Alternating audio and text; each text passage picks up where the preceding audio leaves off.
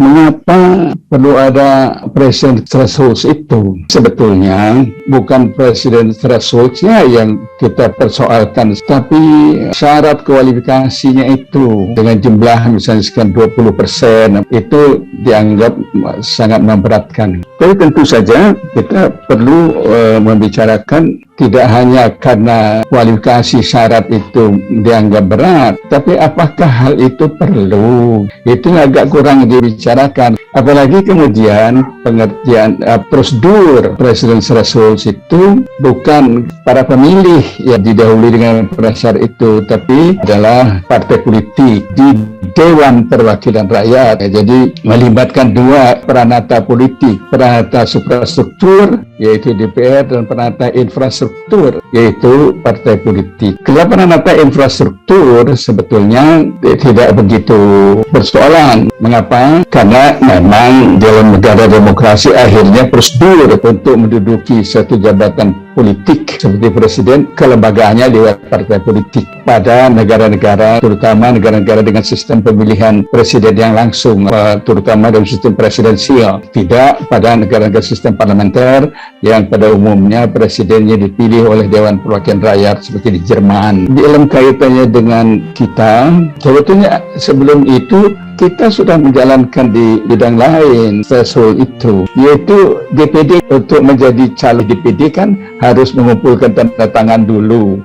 Mereka yang memenuhi prasyarat itu yang boleh menjadi calon anggota DPD. Itu persoalan pertama. Mengapa kok harus terkait dengan DPR dan DPR itu melalui partai politik yang ada di DPR? Mengapa tidak melalui proses publik seperti misalnya untuk menjadi calon anggota DPD itu? Tentu harus dipikirkan mekanismenya itu.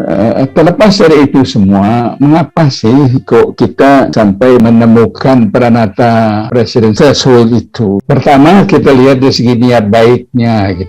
Ada dua niat baik, yaitu agar yang maju menjadi calon presiden itu adalah dianggap representatif karena mendapat dukungan yang besar. Kita anggap saja begitu, 20% partai politik atau apapun namanya itu, kita anggap itu representatif. Dan yang kedua, tujuan dari presidential threshold itu adalah untuk membatasi calon. Sebab kalau nanti setiap orang bisa maju sampai calon, menyusahkan kita pemilih juga, dan kita tidak menjamin bahwa mereka adalah qualified. Jadi tujuannya adalah untuk representatif dan membatasi calon. Di dalam dua hal itu adalah kita berharap ada calon-calon yang diajukan itu, yang ikut dalam pemilihan umum itu adalah memang mempenuhi kualifikasi, dalam arti bukan sekedar kualifikasi formal bahwa dia sudah lulus S1, S2, S3 apa, tetapi komitmen terhadap publik, komitmen terhadap publik. Itu yang barangkali kita masih belum berkembang, bahwa calon-calon itu menunjukkan komitmen ke publik. Salah satu wujud public commitment itu adalah dia mempunyai satu platform tertentu. Ini menurut saya salah satu kelemahan kita sekarang yang bermain dalam bidang ini, jarang yang mempunyai satu platform tertentu yang akan menjadi dasar komitmen itu. Terutama tentu bagi kita,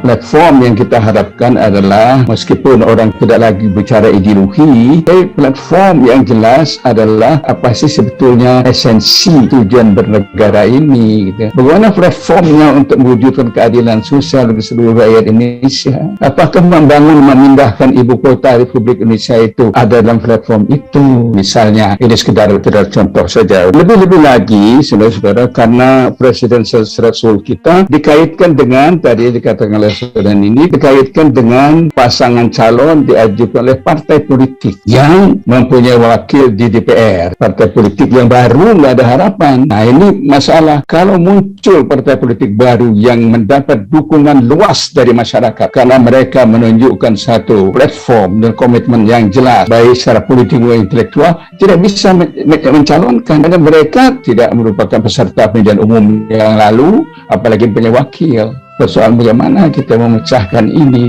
sehingga satu pembaharuan politik dapat terjadi. Kemudian persoalan lain adalah melalui partai politik itu. Ada masalah partai politik kita ini. Ada beberapa masalah dalam partai politik kita itu adalah, pertama, salah satu buah reformasi yang sangat mengedepankan kebebasan, termasuk kebebasan berpolitik, kebebasan bentuk partai politik. Akibatnya adalah kita jalankan partai politik yang banyak, multi partai sistem, ya, itu partai yang banyak. Dan masalahnya partai politik yang banyak itu sangat faksionis satu sama lain, dan faksionis itu lebih ke depan faksionis yang sifatnya individual. Ya, memang memudahkan itu, gitu ya. Jadi tidak ada pada satu platform tertentu gitu. Itu saya masih dapat mengerti kalau partai politik elitis yang mempunyai komitmen, bisa saja elit itu mempunyai platform yang jelas, kadar intelektual yang tinggi. Tapi oligarkis gitu ya, partai politik kita itu umumnya semua tergantung pada ketua. Jadi tidak ada partai politik yang semestinya merupakan forum demokrasi, tapi di tempat kita tidak menjadi satu forum demokrasi. Nah, sehingga calon presiden itu tidak ditentukan secara demokratis pada dasarnya, meskipun disebut menyertakan pada politik. Pada akhirnya yang sangat adalah kelompok oligarkis di dalamnya. Itu persoalan ini. Kemudian selanjutnya persoalan timbul terhadap calon, bahwa karena tatanan partai politik berupa, sehingga seorang yang ingin menjadi presiden itu memerlukan dukungan lebih dari satu partai politik, karena untuk mencapai kualifikasi itu tadi, gitu ya, tidak cukup akibat partai banyak dan sistem pemilihan yang proporsional, meskipun dengan batas-batas terbuka macam-macam, tapi pada dasar proporsional menyebabkan partai politik di Dewan Perwakilan Rakyat itu tersebar sehingga menentukan satu pembentukan pemerintah. Jadi akibatnya itu, karena memerlukan dukungan besar partai politik itu, sudah sejak awal seorang calon yang ingin jadi presiden harus mempunyai komitmen-komitmen tertentu pada banyak pihak. Lagi-lagi komitmennya bukan komitmen terhadap satu komitmen berdasarkan satu platform tertentu, tapi komitmen interest gitu yang mengerikan gitu, power interest gitu. Nah, ini persoalan. Dan yang sangat menjelma lagi adalah salah satu wujud dari power interest itu adalah karena didukung oleh lebih dari satu partai, maka calon presiden yang terpilih diwajibkan secara politik, bukan hukum ini, atau at least diwajibkan secara etik untuk menyertakan semua pendukung itu dalam pemerintah. Sehingga kita mengenal para pejabat politik di pemerintah itu wakil resmi dari partai. Wah, ini akan merupakan calon-calon wakil resmi partai A, partai B. Satu hal yang menjadi masalah dilihat dari sisi sistem pemerintahan presidensial. Sebuah presidensial itu dalam pelajaran kita adalah presiden itu merupakan the single executive, eksekutif tunggal. Karena itu dialah yang menentukan siapa yang akan menjadi presiden. Dia boleh saja mengambil menteri dari partai yang tidak mendukung dia macam-macam, boleh saja. Tapi ini kebebasan dia. Ini sudah tidak ada. Dan kita dalam praktek politik kita dengan sadar atau tidak sadar mengatakan kita koalisi. Satu hal yang asing dalam sistem presidensial. Karena dalam sistem presidensial hanya satu eksekutif, yaitu presiden. Jadi gambarkan itu bahwa kalau dalam sistem parlementer itu ada dua eksekutif, yaitu kabinet dan menteri, sedangkan kalau ini satu gitu ya. Tidak ada hubungan kolegial antara presiden dengan menteri gitu ya, seperti dalam sistem parlementer. Yang kedua, karena ini merupakan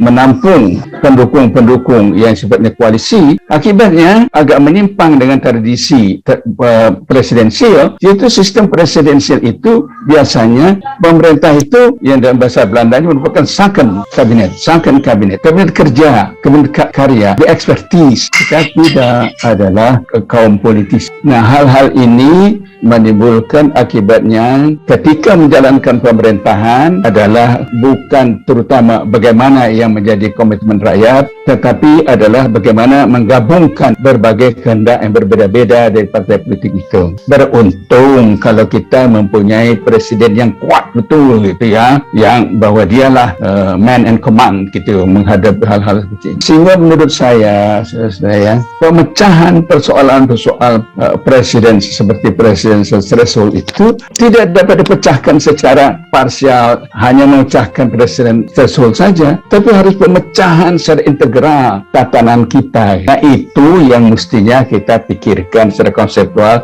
bagaimana pemecahan secara integral itu sehingga betul-betul tatanan pemerintahan kita mewujudkan strategi yang ada dalam Undang-Undang Dasar 45 itu. Terima kasih. Wassalamualaikum warahmatullahi wabarakatuh.